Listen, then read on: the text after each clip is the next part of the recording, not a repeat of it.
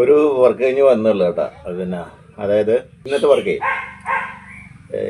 Number plate എഴുതുന്ന വർക്കായിരുന്നു. Number plate അതായത് വാഹനങ്ങളുടെയൊക്കെ number plate ഇല്ലേ, അതിൻ്റെ വർക്കിനും പോകും കേട്ടോ. അതായത് പെയിൻറ്റിങ് ഇല്ലാത്ത ടൈമിന് എഴുത്തിനും പോകും. എഴുത്തെന്ന് പറഞ്ഞാൽ ഇതുപോലുള്ള നമ്പർ പ്ലേറ്റ് എഴുത്ത്. അതായത് വാഹനങ്ങളുടെ ടെസ്റ്റൊക്കെ വരുമല്ലോ, ടെസ്റ്റ് വരുമ്പോഴും പുതിയ വാഹനങ്ങളൊക്കെ വരുമ്പോഴും അതിൻ്റെ നമ്പർ എഴുതി കൊടുക്കുന്ന ഒരു ഇതിൽ നേരത്തെ തൊട്ടുള്ളതാണ്. അത് ഞാൻ ചെയ്തിട്ടിരുന്നതാണ്. പിന്നെ ഇപ്പോൾ അത് വളരെ ആ വർക്ക് കുറഞ്ഞു.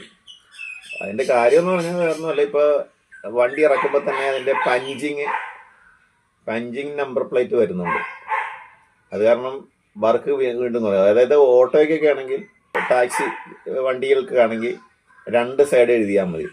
അതായത് ഇരുവശങ്ങൾ എഴുതിയാൽ മതി. അതായത് ഫ്രണ്ടും ബാക്കും പഞ്ചിങ്ങാണ് വരുന്നത്. അത് കാരണം വർക്ക് ഇപ്പോൾ കുറഞ്ഞതില്ല. എന്നാലും വർക്കുണ്ടാവും.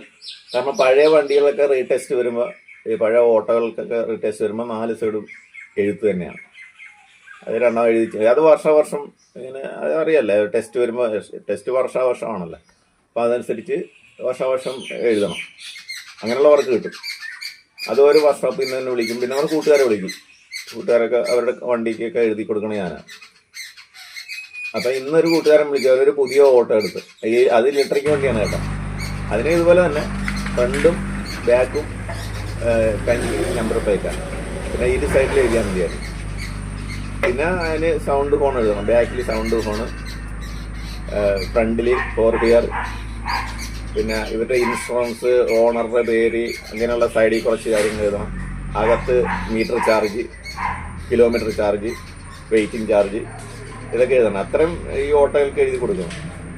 നേരത്തെ എന്ന് പറഞ്ഞാൽ ഒരു 10-750 രൂപയുടെ വർക്ക് ഉണ്ടായിരുന്നു, ഒരു വണ്ടിക്ക് എഴുതുമ്പോൾ കിട്ടുമായിരുന്നു. പക്ഷെ ഇപ്പം അത്രയും കിട്ടത്തില്ല. കാരണം ഈ നമ്പർ പ്ലേറ്റ് കുറച്ച് എഴുതിയാൽ മതി, എഴുത്ത് കുറഞ്ഞു. പിന്നെ ചിലർ പേരെഴുതിക്കും. പേരെഴുതിക്കുമ്പോൾ ഒരു 10,000 രൂപ നമുക്ക് കിട്ടുമായിരുന്നു നേരത്തെ. ഇപ്പോൾ അത്രയൊന്നും വാങ്ങിക്കാൻ പറ്റത്തില്ല എഴുത്ത്.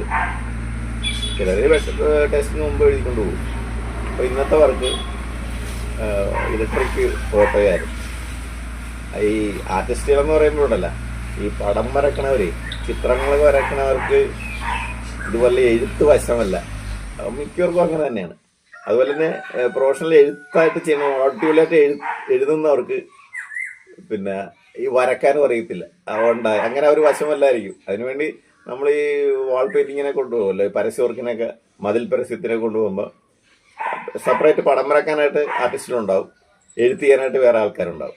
അപ്പോൾ എഴുത്ത് അവർ അടിപൊളിയായിട്ട് ചെയ്തു പോകും. അവർക്ക് വരക്കാൻ വശം ഉണ്ടാകില്ല. അതിനുവേണ്ടി വരക്കാൻ സെപ്പറേറ്റ് ആർട്ടിസ്റ്റുകളുണ്ടാവും. പിന്നെ ഇത് രണ്ടും ചെയ്യുന്നവരുണ്ട് കേട്ടോ, ഇല്ലെന്ന് പറയാൻ പറ്റില്ല. അപൂർവം ചിലർ രണ്ടും ചെയ്യുന്നവരുണ്ട്. അതിലൊരാളാണ് ഞാൻ. രണ്ടും ചെയ്യും, വരക്കുകയും ചെയ്യും, എഴുതുകയും ചെയ്യും.